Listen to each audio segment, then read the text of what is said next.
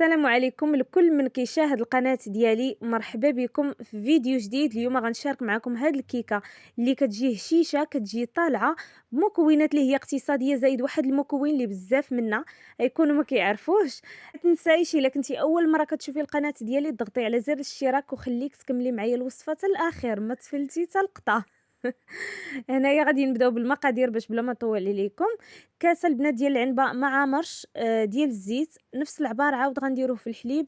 وبالنسبه للسكر انا نقص من السكر، يعني درت غير تقريبا نص كاس، فايت شويه ديال السكر سنيده على وديت. غادا نزيد فيها الشوكولات. وما كتعجبنيش انا الكيكه يعني تجي حلوه بزاف، ديك الحلاوه بزاف ما كتعجبنيش انا في الكيكه. وغادي نحتاجو 3 ديال البيضات يكونوا بحرارة المطبخ ويكونوا كبارين. غادي نحتاجو الشوكولات ديال الكوكيز. بالنسبه للشوكولات ديال الكوكيز البنات حاولوا تاخذوا الصغيره، فيه الصغير وفيه الكبير، خذوا غير هذا الصغير هذا باش ما يثقلش لكم على الكيك. مقدار 3 ديال المعالق كبار، و3 ديال الساشي ديال الحلوى بيكين باودر، وكذلك ساشي ديال الفاني. وبالنسبه للخل حتى الاخير. والمكون اللي قلت لكم راه هو هذاك اللي في المعلقه، غادي نشوفوا معايا وقتاش غادي نضيفوه، وكذلك قبصه ملح. دابا الحبابات ديالي غادي نمشيو نبداو طريقه التحضير مع بعضياتنا.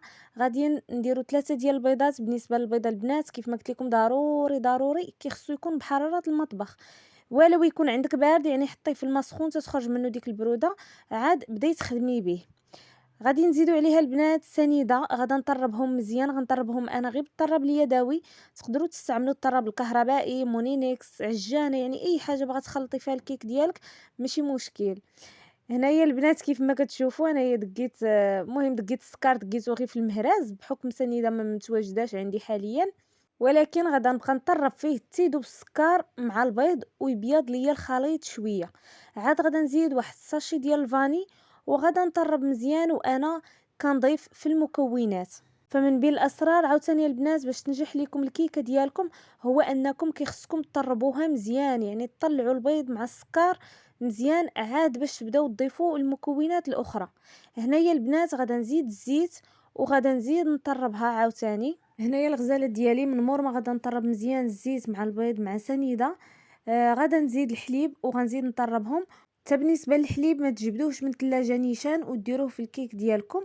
حتى الا كان بارد البنات سخنوه شويه فوق البوطه، عاد خلطوه مع الكيك ديالكم باش هكا ما يهبطش لكم البيض. كنزيد واحد القبيصه ديال الملح البنات، اي حاجه فيها الطحين ضروري ما تزيدوا قبيصه ديال الملحه. وبالنسبه لهاد المكون البنات اللي كيخلي لكم الكيكه ديالكم هشيشه ورطبه وكتجي منفوخه، يعني راه تحلفوا عليها جايبينها البنات شارينها من الزنقه وما مصاوبينهاش في الدار.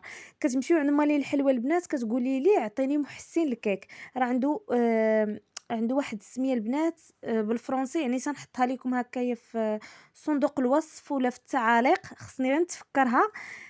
كتزيدوها البنات في هاد المرحله هذه اللي وريتكم، من بعد ما كطربوا مزيان الزيت مع السنيده مع الحليب مع الفاني، يعني مهم حتى كتخلطوا كاع السوائل البنات قبل الطحين كديروه حتى هو كتحاولوا تذوبوه مزيان مع هاد المكونات. عاد كتبداو تضيفوا الطحين. بالنسبه للطحين البنات هزات ليا بالضبط 12 المعلقه كبيره، يعني 12 معلقه عامره بالضبط اللي هزات ليا، ولكن كتبقى على حساب البيض اللي درتو نتوما. والعجين ديال الكيك راه غادا نوريكم كيفاش كيخصو يجي. من بين الاسرار عاوتاني البنات اللي كيخليو لكم الكيك ديالكم انه يجي ناجح ويجي صادق هو الطحين. تاخذوا الطحين ديال الحلوى، يعني ملي تمشي عنده تاخدي نوعيه جيده في الدقيق، ماشي داك العادي يعني اللي كنصاوبوا به الخبز اللي كنعجنوا به، ماشي هذاك يعني ديال الحلويات راه خاص. سمحوا لي البنات بالنسبه لي يعني طولت عليكم في الهضره، ولكن راه كاينين بعض البنات اللي ما عارفينش، وتا انا كنت منهم، يعني كان خصني ضروري نسمع هاد النصائح هادو باش انني نصاوب كيكه وتصدق ليا وتجي طالعه وتجي زوينه. هاد النصائح هادو كنعطيهم لهاد البنات هادو اللي حتى هما مبتدئات وكيصاوبوا الكيكه كتجيهم حتى كتنفخ في الفران وكتعاود تفش. شحال من مره حتى انا كديرها ليا. ولكن دابا الحمد لله يعني الا تبعتوا هاد النصائح اللي عطيتكم غتجيكم الكيكه ديالكم صادقه وناجحه وطالعه، وغتجيو تشكروني وتتبعوا وصفه واحده اخرى انا حاطاها لكم ان شاء الله. دائما البنات كنحاول نعطيكم الوصفات اللي ناجحين واللي انا مجرباهم. هنا البنات كتبداو تدخلوا الطحين شويه بشويه في الخليط ديالكم، ما كتكبوش يعني الكميه ديال الطحين كامله اللي غادي نديروها ما كتكبوهاش دقه واحده. بالاسرار انك تعرفي انه صافي يعني الكيكه ديالك صافي برك عليها من الدقيق، هي هاد القضيه هادي ملي كتهزي العجين ديالك بهاد الطراب هذا او باي طراب كان عندك، او كتهزي غير بالمعلقه وملي كتخويه ما كيبقاش العجين ديالكم البنات يتقطع. انا هاد الطريقه هذه كنعتمدها بزاف في الكيك، يعني باش كنعرف انه يعني صافي ما كيخصنيش نزيد الدقيق، لان كي الا كثرتي الدقيق بزاف مثلا وغتجيك الكيكه ديالك ثقيله ومعجنه، راه ملي كتهزي الخليط بحال هكا كيبقى يتقطع، ما كيتخواش خط نيشان بحال هكا كيف ما كتشوفوا البنات. وكذلك راه ملي كديري خفيف بزاف عاوتاني الخط ما كيجيكش بحال هكا متصل ملي كتهزي العجين ديالك. في هذه المرحله هذه البنات من مور ما درت الطحين غادا نصفي 3 د الخمارات ديالي، ما تشدوهمش البنات وتخويوهم نيشان لانهم كيكونوا شي شويه مجموعين كيف ما كتشوفوا هنايا في الصفايه هذوك اللي هازين تيبقاو لكم بحال هكاك وسط الكيك، وكيجي المذاق ديالهم حار ما كيجيش زوين.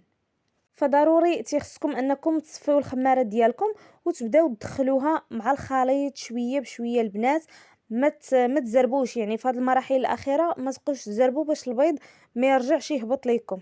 دابا البنات غادا نزيد 3 ديال المعالق اللي يكونوا كبارين ديال الشكلاط كوكيز. هذه المرحله البنات كتبقى اختياريه، الا بغيتي تزيديه ولا ما بغيتيش تزيديه يعني كيبقى اختياري. حاجه واحده اخرى اللي بغيت نقولها لكم البنات انه هذا الشكلاط ديال الكوكيز اللي كيكون صغيور كيكون كيفاش نقول لكم تتكون فيه الحلاوه ديالو حسن من هذاك اللي كيكون كبير شويه.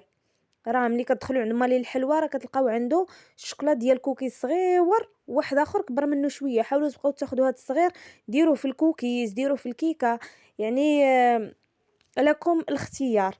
وهنايا اخر حاجه كنديرها واحد المعلقه كنخلط فيها الخل والماء كيكون سخون البنات كيكون طايب، كنخلطهم في المعلقه وكنزيدهم الكيكه كتعاون بزاف دوك المكونات اللي فيها انهم يتفاعلوا ويخلي الكيك ديالنا يجي منفوخ وهشيش.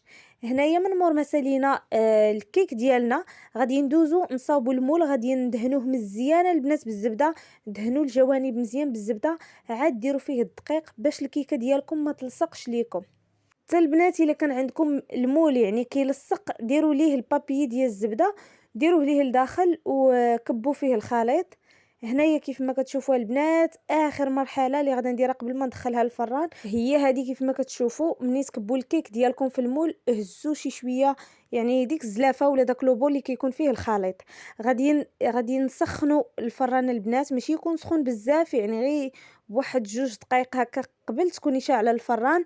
وبالنسبه للعافيه البنات ما تكونش مهيله بزاف، لان العافيه الا كانت مهيله بزاف في الفران الكيك ديالكم ما غاديش يطلع. تكون العافيه متوسطه البنات، ما مجهداش بزاف وما خفيفاش بزاف. وبالنسبه للوقت انا كنعمر 40 دقيقه غير باش يبقى بالي معاها، اما هي شدات ليا 45 دقيقه بالضبط. ضروري كيخصني نعمر الكرونو ونحطو. هنايا البنات من مور ما كملات 45 دقيقه كيف ما كتشوفوا معايا راه محمره لينا من الجناب، الكيك ديالنا تبارك الله منفوخ. غادي نهبطوها لتحت باش تحمر، وهنايا فين غادا نقص البوطه شويه، غادا نقص عليها شويه باش تحمر على خاطرها. هنايا البنات من مور ما تحمرات ليا الكيكه ديالي غادا نجبدها من الفران وغنحيدها من المول. فبالنسبه للبنات اللي عندهم ديك الشبيكه اللي كتحطوا عليها الكيك من الاحسن، انا هذيك الشبيكه مازال ما خديتهاش، ناخذها ان شاء الله ونشاركها معكم في شي فيديو. هنايا البنات من مور ما كتحيدوه من المول ديالكم كتحطوه في شي طبيسيل وكتخليوه يبرد شويه، وكتمشيو تقادو لاصوص ديال الشوكولات اللي غتزينوه بها، اولا كديروا ليه غير العسل والكوك من الفوق، او يعني طريقه التزيين البنات كتبقى اختياريه. تقدروا ديروا ليه الشوكولات بيض، تقدروا ديروا الشوكولات اسود، يعني كله والاختيار ديالو. كيف ما كتشوفوا تبارك الله وصلنا نبير الكيكه ديالنا ما لصقاتش لينا في المول نهائيا.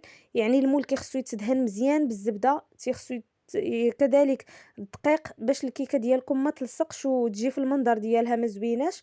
هنايا البنات بالنسبه للشوكولات ذوبته في كاسرونه مع شويه ديال الحليب وزينته بها من الفوق كيف ما كتشوفوا. دابا غادا ندخلها للثلاجه مدة 15 دقيقة هكاك، صافي كتكون الكيكة ديالنا وجدات معانا وبالصحة والراحة. وكنتمنى هاد الوصفة البنات تكون عجباتكم، وتكونوا استفدتوا منها ولو غير شويه. وما تنساوش تضغطوا على زر الاشتراك، هكا كتزيدوا تشجعوني، وخليو لي لي كومونتير الغزالين ديالكم.